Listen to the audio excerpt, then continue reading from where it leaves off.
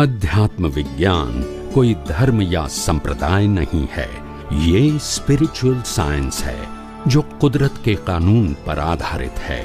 ये विज्ञान पूरे ब्रह्मांड के सभी रहस्यों को उजागर करता है और जीवन के सभी पहलुओं को समझने के लिए एक नई दृष्टि देता है।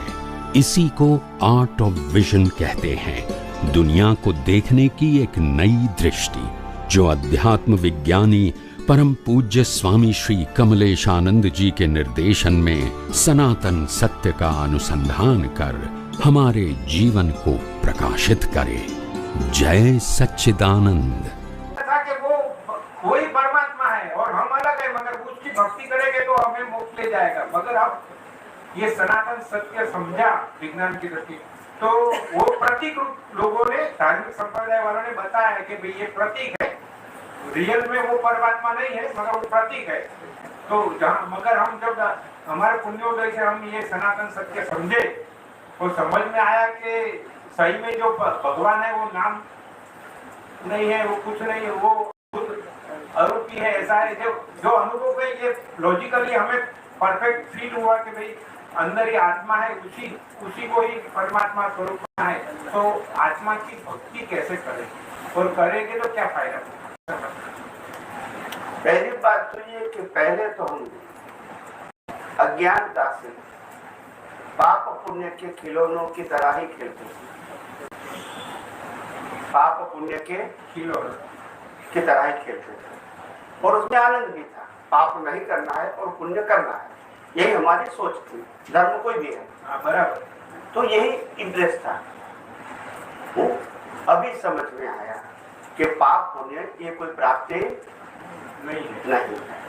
प्राप्त पुण्य एक प्रकार की भुगतान है।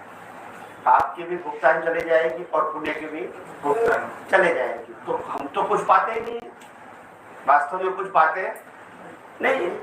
थोड़े समय के लिए क्षणिक सुख और दुख होता है, समझ में आया? तो ये भ्रांति से हम बाहर निकले, ये विज्ञान के माध्यम, बराबर। हमको मालूम हुआ कि हम तो खुद शाश्वत है और हमारा सुख भी शाश्वत है, हमारा ज्ञान दर्शन भी शाश्वत है, हमारा स्वभाव भी शाश्वत है और हम संपूर्ण इंडिपेंडेंट है, डिपेंडेंट नहीं है, स्वतंत्र। ये हमारा स्टेटस है। भ्रांति से हमने शरीर को ही अपना स्वरूप मान लिया था, बराबर। हालांकि शरीर तो टोटल डिपेंडेंट है, बनाया भी कुदरत ने, चलाया भी कुदरत ने, अंत भी कुदरत लाता है और रहेगा भी कुदरत के पास। तो मानने से भी मेरा होगा नहीं। मगर पहले नहीं था ना, पहले नहीं था। आप समझे? और दूसरा एंगल ये समझ में आया कि हम भगवान श्री राम, श्री कृष्ण, श्री महावीर को भगवान मानते थे, बराबर है, वो गलत नहीं था। मगर जब तक आत्मा की वैल्यू, आत्मा की सही समझ हमारे पास नहीं थी, तब तक तो वो सही था। मगर समझ में आया कि रामकृष्ण महावीर ने भी वही आत्मा की अनुभूति किया, तभी तो इसको हमने भगवान के रूप में माना। और वही आत्मा हमारे पास है, उसी की तो अनुभूति करनी है, बराबर। चाहे माध्यम, चाहे श्री राम का, श्री कृष्ण का, श्री महावीर का, किसी का भी हो, मगर अनुभूति किस करनी है? आत्मा की करनी है। तो दृष्टि पूरी क्या हो गई? खुली हो गई, खुली हो गई। समझ में आया? हाँ, समझ में आया। तो ये भ्रांति टूट गई, बराबर। क्या टूट गई? भ्रांति टूट गई। हाँ, हम समझ में आया, भ्रांति टूट गई। हाँ। तो ये भ्रांति टूटना बहुत बड़ी बात होती है, मगर मेरा सबसे टर्निंग पॉइंट होता है। क्या होता है? भ्रांति टूट गई, मगर अब आत्मा के लक्ष्य के साथ आत्मा की भक्ति करना है।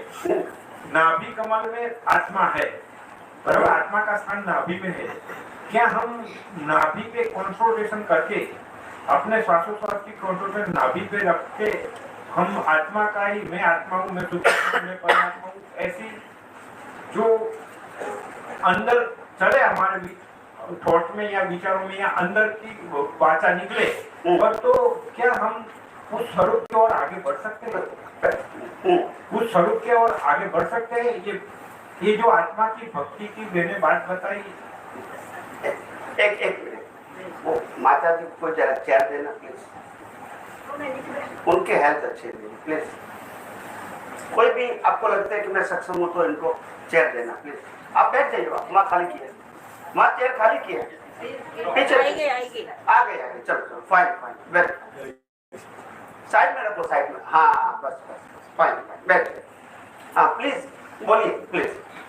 नाभि कमल में आत्मा का स्थान है, मूल स्थान, वहां से सारे बॉडी को वो प्रकाशित करता है।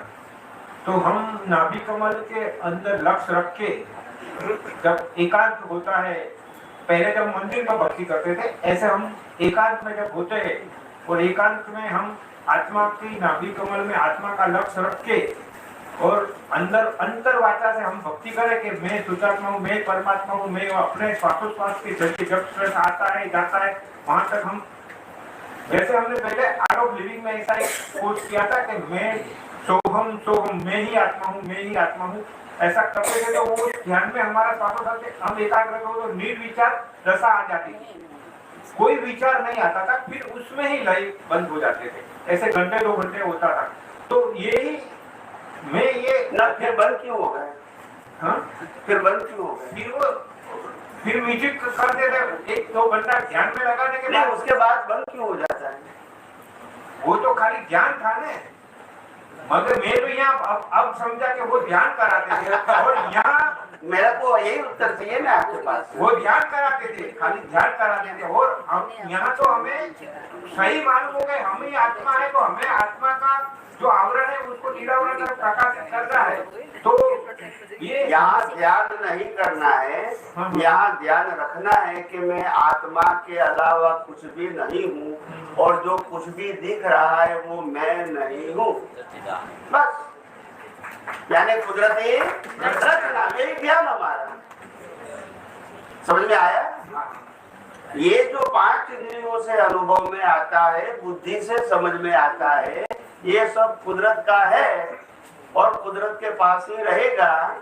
और इसीलिए मैं उससे अलग ऐसा शुद्धात्मा हूँ, यही हमको ध्यान रखना है और कोई ध्यान रखने की जरूरत वो आप बंद आंखें खुली आंखें भी रख सकते हैं, इसमें कोई प्रकार की प्रक्रिया की आवश्यकता नहीं है, खाली अवेयरनेस या जागृति चाहिए। मेरा कहने का ये मतलब है कि जब हमारे पास कोई संयोग ऐसे नहीं, व्यक्ति नहीं है, अकेले ही है, तो वहाँ हम क्या लक्ष्य, विचारों तो अनंत आते ही रहते हैं, मगर वो विचारों से परे होके ये साइंस में क्या कुछ उपयोग कर सकते हैं, क्या करें? ये शरीर ही तो ब्रह्मांड है। ये जो शरीर दिखता है हाँ। वो ब्रह्मांड की ही प्रतिकृति है। समझ में आया? और ये ब्रह्मांड से ही तो मुक्त रहना है, दुनिया से मुक्त नहीं रहना है। दुनिया से तो मुक्त है, सिर्फ हिसाब है तब सामने वाला आता है, मगर ये ब्रह्मांड तो 24 घंटा हमारे साथ है और इससे मुक्त रहे तो दुनिया से मुक्त रहे। बोलते नहीं है बराबर। ये इसी ब्रह्मांड से मुक्त रहना है। कुछ जो 6 तत्वों से ब्रह्मांड बना है, यही 6 तत्वों से हमारे शरीर बना है। इसमें आत्मा तत्व छठा है, बाकी 5 तत्वों से शरीर बना है। समझ में आया? तो पिंडेशो ब्रह्मांडे और ब्रह्मांडेशो पिंड और ब्रह्मांड में तत्व के रूप में कोई अंतर नहीं है। और अगर पिंड से अलग हो गए वही तो ब्रह्मांड से अलग है, क्योंकि बाकी बाहर की दुनिया को इस पिंड के साथ संबंध है, हमारे साथ संबंध नहीं।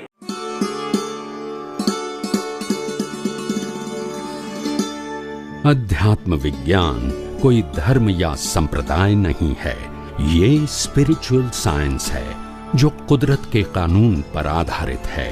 ये विज्ञान पूरे ब्रह्मांड के सभी रहस्यों को उजागर करता है और जीवन के सभी पहलुओं को समझने के लिए एक नई दृष्टि देता है। इसी को आर्ट ऑफ विजन कहते हैं, दुनिया को देखने की एक नई दृष्टि, जो अध्यात्म विज्ञानी परम पूज्य स्वामी श्री कमलेशानंद जी के निर्देशन में सनातन सत्य का अनुसंधान कर हमारे जीवन को प्रकाशित करे। जय सच्चिदानंद।